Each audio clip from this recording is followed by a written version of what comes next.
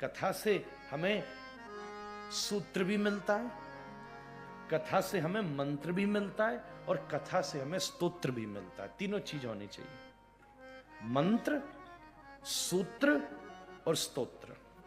भागवत जी में तीनों चीज हैं, तीनों को जरा सा समझ लीजिए। सूत्र, सूत्र किसको कहते हैं?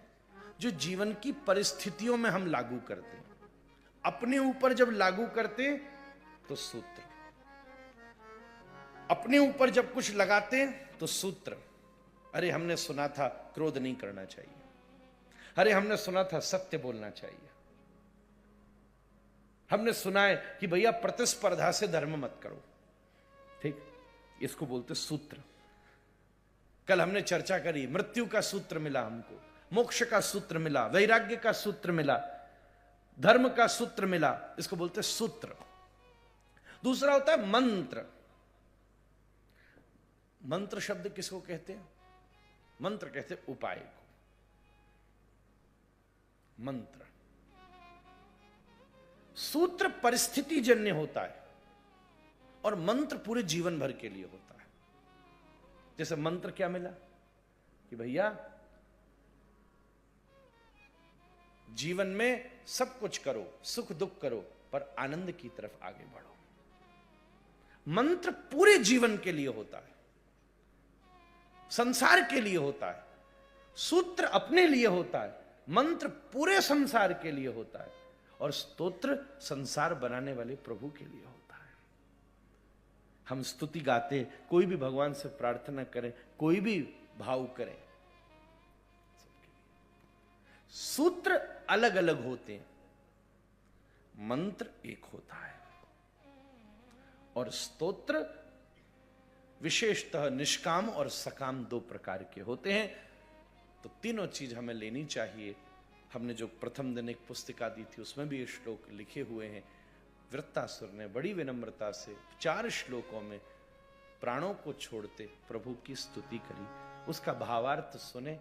ये पहली कहानी, ऐसे 6 सुना के अपन कृष्ण जन्म पर बढ़ेंगे आज। एको हम बहुत श्याम, यह सृष्टि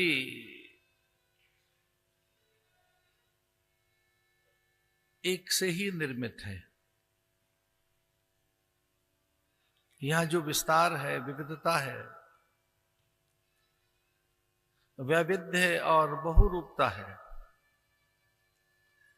यहां जो अनेक रूपता और उस अनेक रूपता में विचित्रताएं,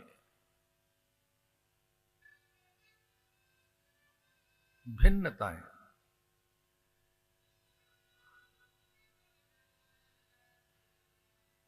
उनका मूल एक ही है। यह संपूर्ण जगत एक ब्रह्म का ही विस्तार है।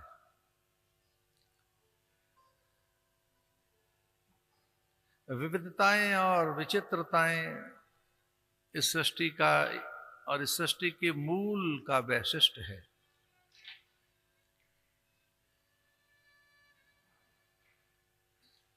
वह भगवान का वैशिष्ट्य है, वही भगवान की विशिष्टता और महत्ता है। कोई एक ही अनेक होकर अलग अलग दिखाई देता है। जैसे कोई एक बीज वृक्ष बनकर अनेक प्रकार से दिखाई देता है।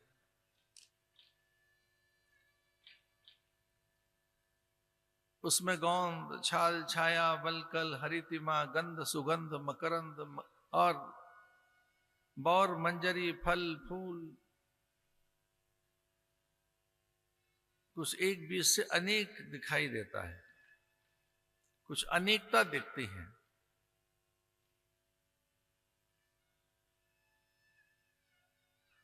अनेक रूप रूपाय विष्णवे प्रभ विष्णवे।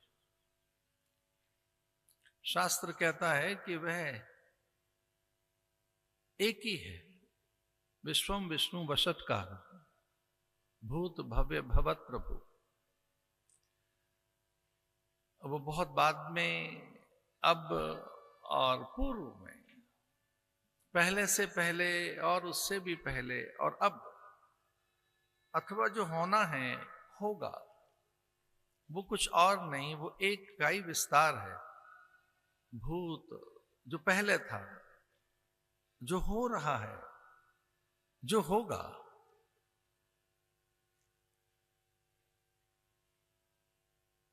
अनेक रूप रूपाय विष्णवे प्रभु विष्णवे, वह भगवान ही है।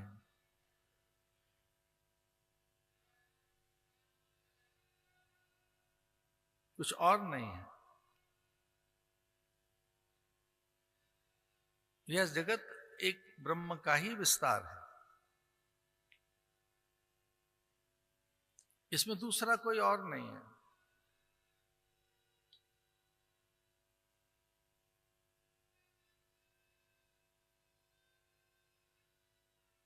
धरती का मूल जल है, जल का मूल अग्नि है, उसका मूल वायु है। अगर सूक्ष्मता में जाएं तो वह एक ही दिखाई देता है।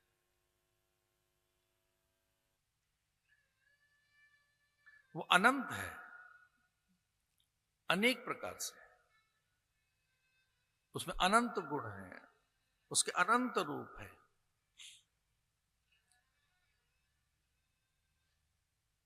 वो अनंत है, इसलिए कहा हरि अनंत।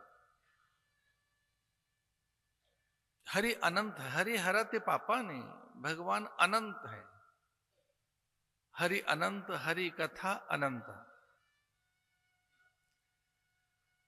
वह अनंत है, उसका एक रूप यह है कि वो बहुत है, अनंत है। इसे शास्त्र प्रणाम करते हुए कहते हैं नमोस्तु अनंताय। हे अनंत, आपको प्रणाम है। नमोस्तु अनंताय सहस्त्र मूर्तये, हजार हजार जो रूप हैं आपके, आप जो इतने विचित्र हैं, हे अनंत आपको प्रणाम है। नमोस्तु अनंताय सहस्त्र मूर्तये। सहस्त्र शरीखा पुरुखा, आप हजार हजार रूपों में हैं।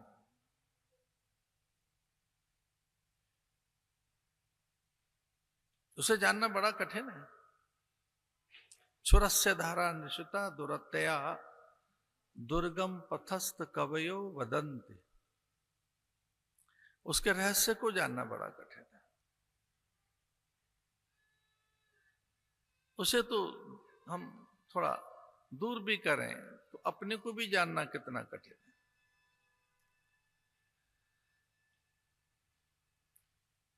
स्वयं को भी जानना बहुत कठिन है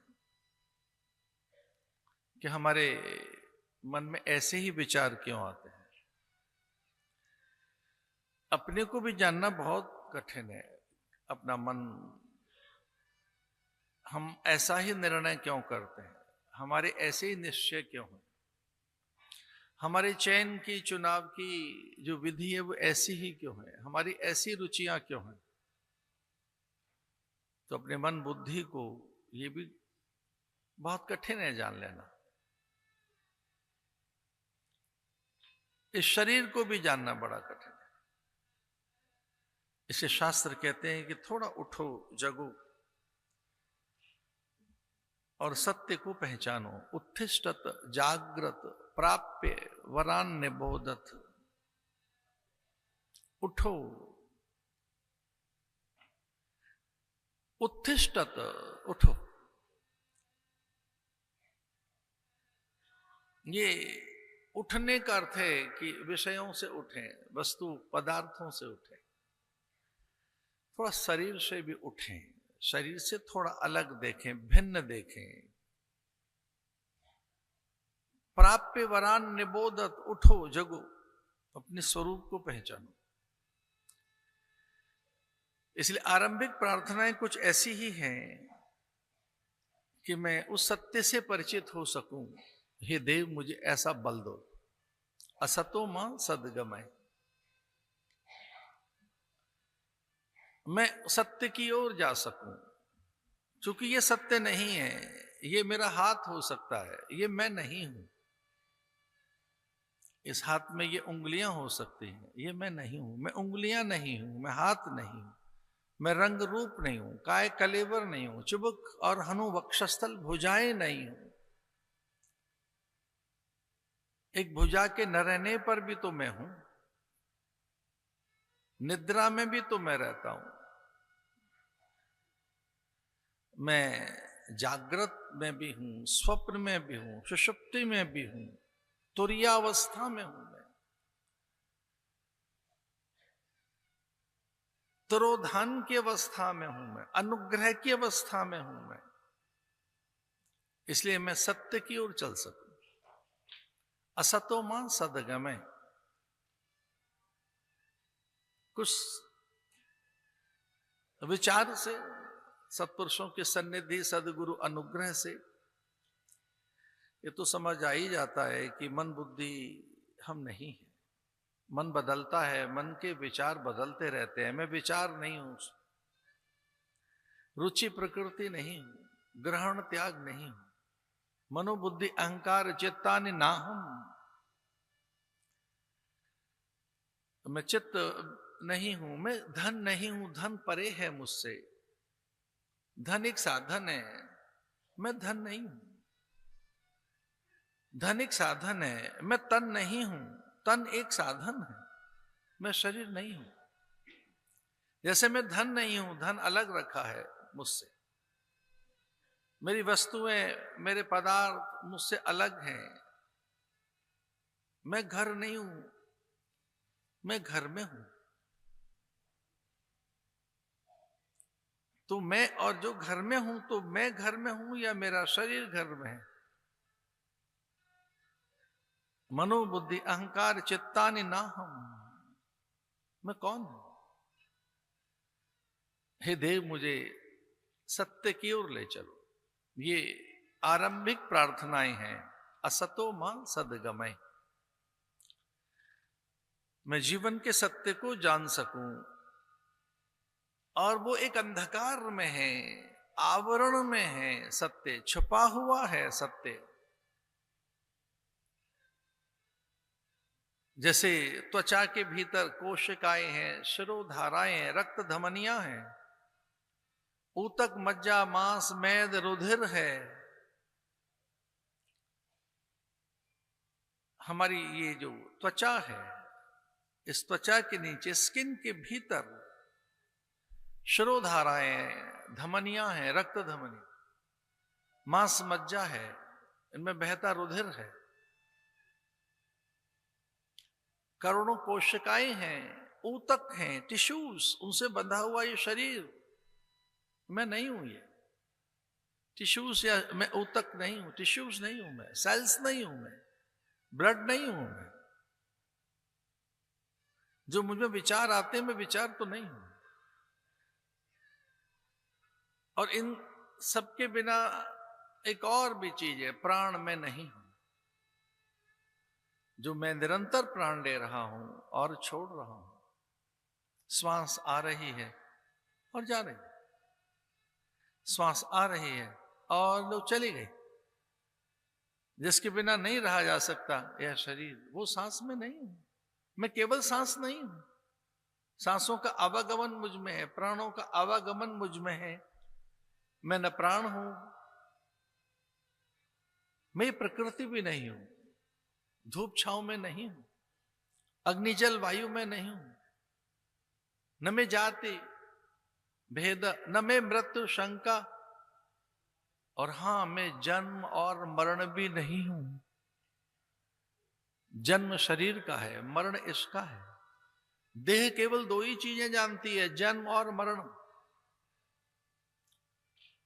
इसके इतर देह कुछ नहीं जानती है।